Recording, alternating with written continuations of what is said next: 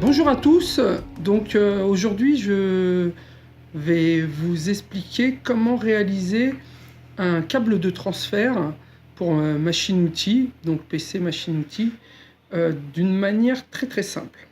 Donc à l'époque, on avait ce type de branchement où on était dans l'obligation de venir souder les pattes et ça prenait énormément de temps et c'était très compliqué. Aujourd'hui, ce que je veux vous montrer, c'est que startech.com ou d'autres fabriquent en fait des prises qui permettent de brancher directement ce qu'on appelle les DB9 femelles. En fait, c'est la prise qui va sur le PC, et les DB25 qui ressemblent aux anciennes prises d'imprimante et qui elles sont en DB25. Donc DB9 pour 9 broches, DB25 pour 25 broches. D'accord? Donc ça se présente de la manière suivante. DB25 mâle. Voilà. Donc ici, par exemple, on va vous expliquer le branchement de câblage pour une AS mini-1000. Le schéma de câblage est donné par le constructeur, donc vous voyez ici.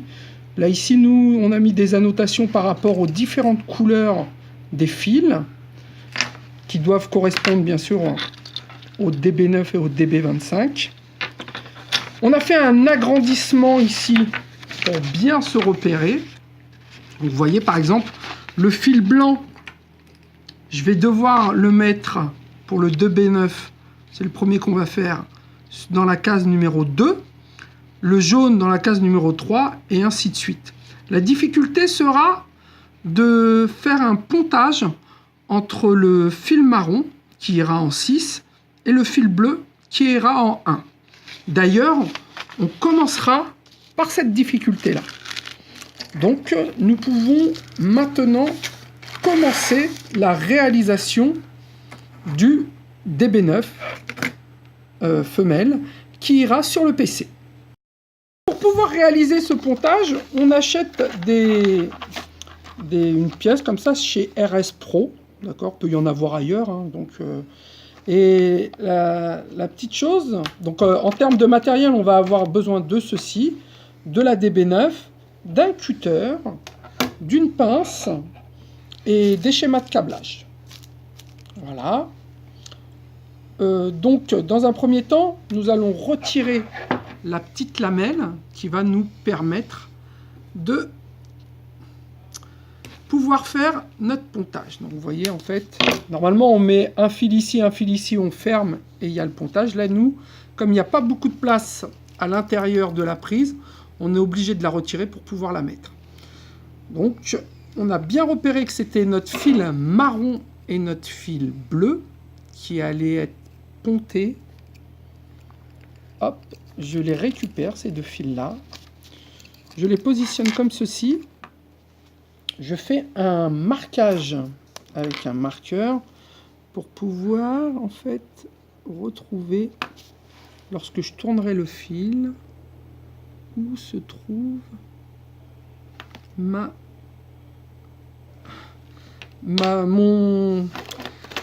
en fait, je vais les émincir, je vais les faire maigrir, quoi, en fait, un petit peu, pour pouvoir, en fait, faire passer le fil dans la petite lamelle ici. Donc ça, c'est un tout petit peu long, hein. Bien sûr, on va le raccourcir au montage, mais il faut y aller gentiment, bien sûr, ne pas mettre la main vers le cutter, retirer. Si vous souhaitez mettre des gants, n'hésitez pas. D'accord.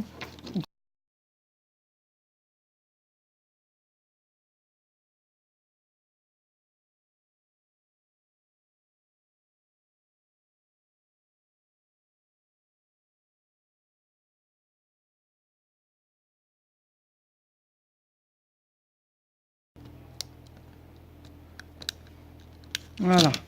Donc là, pour la marron, c'est fait. On retire un tout petit peu. Vous voyez comment ça se présente.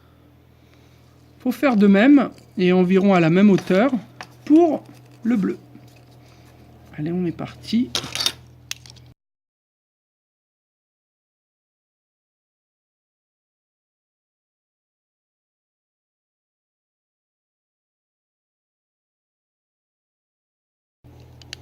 Voilà, une fois qu'on l'a aminci, vous voyez, j'en ai fait un où on voyait le fil, un où on voyait pas le fil. Ce qu'on va faire, c'est qu'on va créer notre pontage.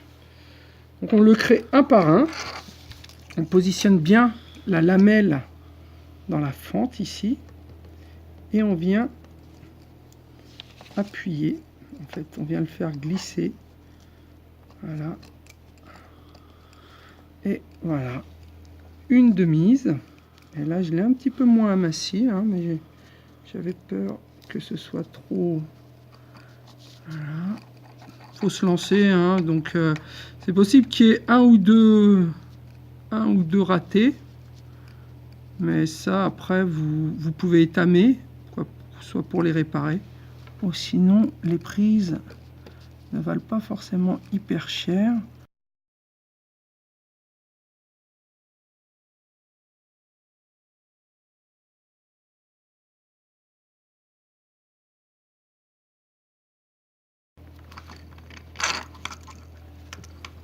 Allez, ma belle, tu rentres.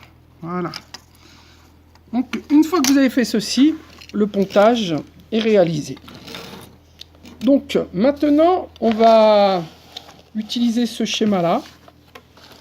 C'est-à-dire que, en fait, ma prise se présente comme ceci. J'ai donc le port numéro 1, le port numéro 2, le port numéro 3, 4, 5... Et en dessous, on a le 6, 7, 8, 9. Là, si je me cale sur mon DB9, le blanc va sur le numéro 2. Donc, c'est-à-dire que mon blanc, ici, va aller sur le numéro 2, qui se trouve ici, donc. Voilà. Donc, qui se trouve, excusez-moi, qui se trouve donc ici. Le 2, je vérifie, ouais, le 2 qui se trouve bien ici. Et là, j'ai juste à enficher, bien au fond, le 2. Le 3, c'est le jaune. Donc, je prends le jaune et je le mets au 3.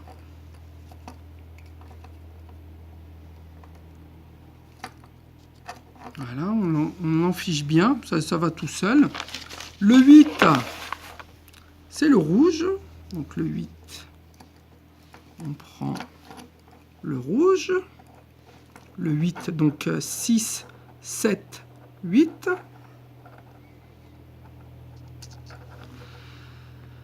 Le 7, c'est le orange.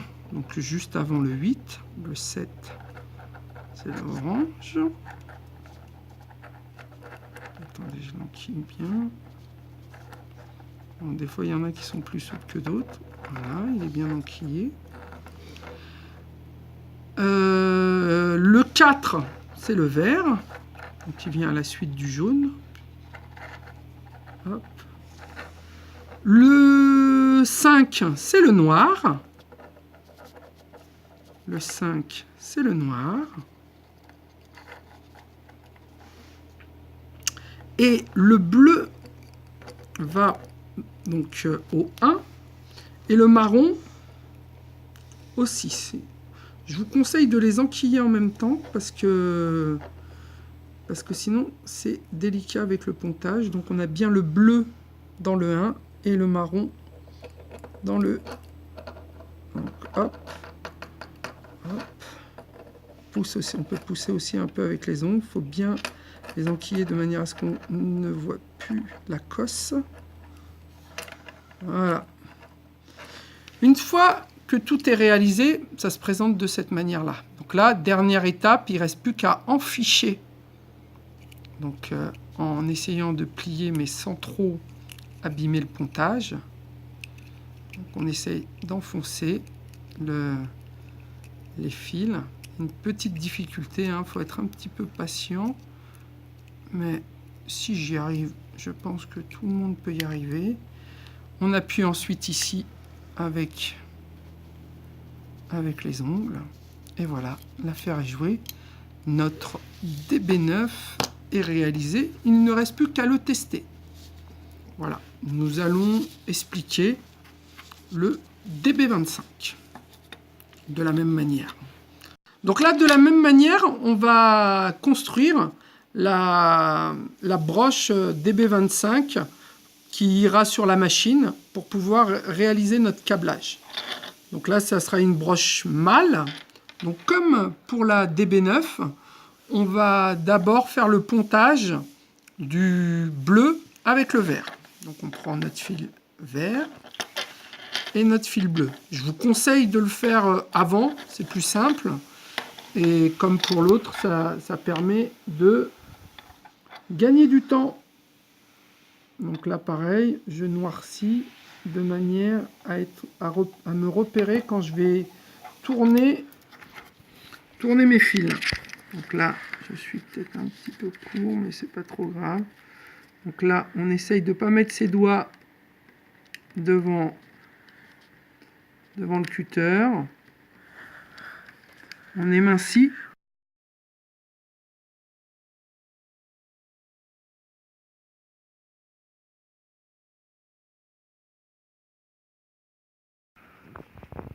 Hop. Hop. Hop. Encore. Je tiens à remercier mon collègue Christophe Cherg, hein, qui nous a fait découvrir ce produit et qui nous a donné l'autorisation de bien le divulguer. Donc maintenant on trouve tout sur internet, mais il ne me semble pas que ce tuto existe, et donc je souhaite le partager avec mon ami Patrice sur Prod 3000, qui m'a fait découvrir par la même occasion HSM. D'accord, donc là j'ai émincé le bleu, je vais émincer le vert, et à peu près au même niveau, c'est toujours mieux, pour ensuite enficher le pontage.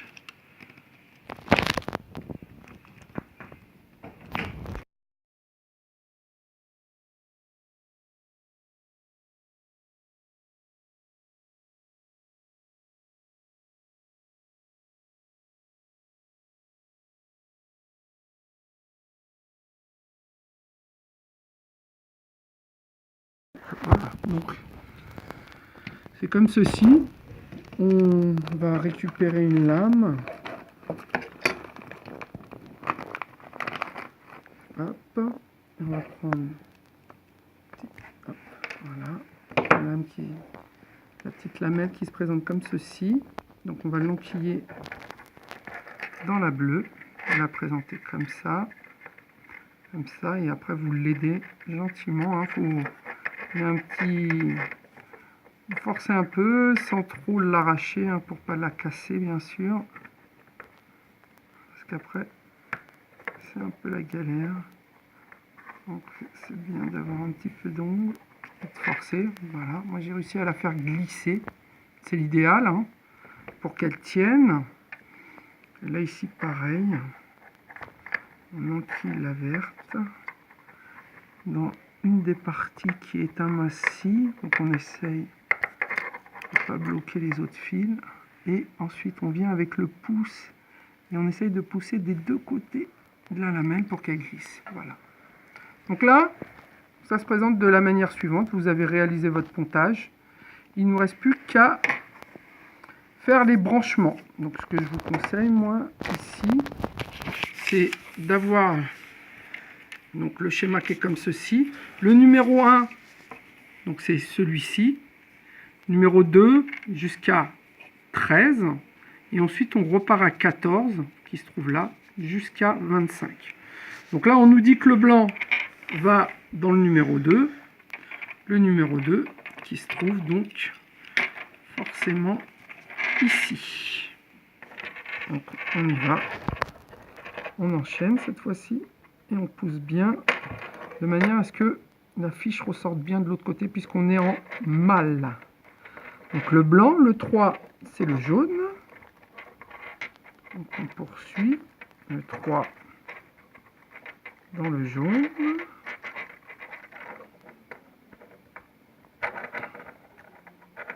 Ensuite, le 4, c'est le rouge. Donc le 4, c'est le rouge.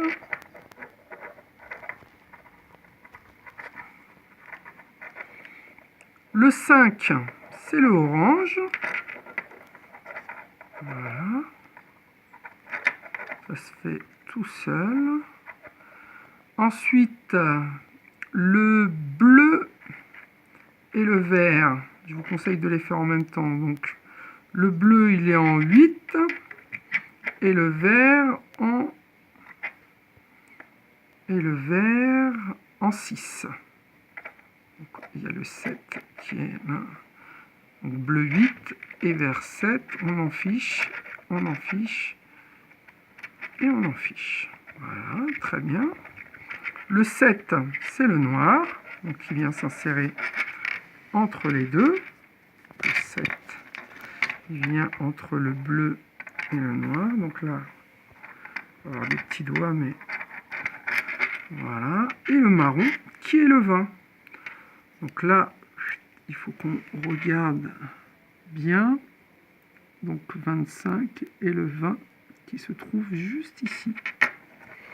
Voilà. Et on en fiche.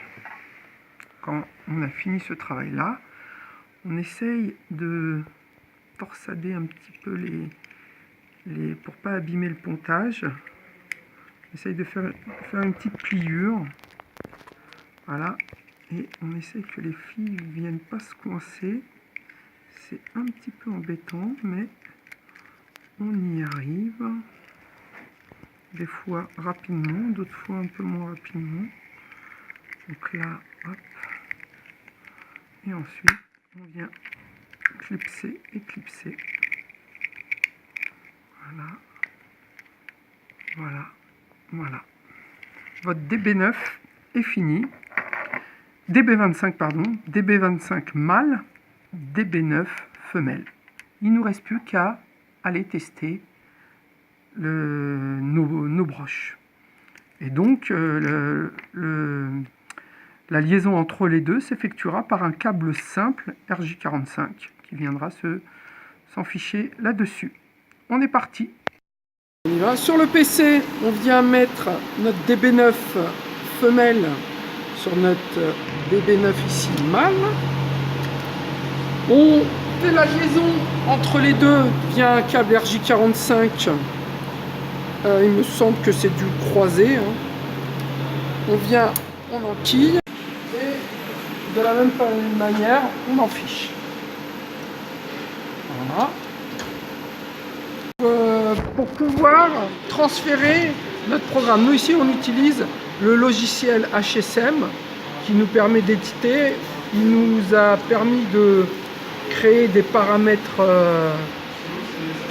des ports. Donc on s'est mis en COM1, bit 1, parité aucune, 19200 bits, 8 de données. On a mis activer DTR, activer RTS, le logiciel. Donc on met OK. Sur la machine, on fait la même chose. Donc sur les as setting graph 11, flèche du bas, pour pouvoir régler nos paramètres. Donc là on est à 19200, none, 1, XON, XOFF, 8, none, CRLF, actif, RTC, CTC, 19200, inactif, actif. On se met sur liste prog, all, resave. Donc il se met bien en waiting for data, donc la machine est bien prête à recevoir les données. On va sur l'onglet transmission et on fait émission pour pouvoir vérifier si notre transfert se fait bien. S'il se fait bien, c'est que nous avions bien réaliser nos broches DB9 et DB25. Donc on croise les doigts là, hop, et on regarde la machine. Et le test TOM de l'élève qui m'a accompagné fonctionne bien. Je le remercie, je peux éditer et je peux lancer l'exécution du programme. Merci beaucoup à lui et à bientôt pour un nouveau tuto.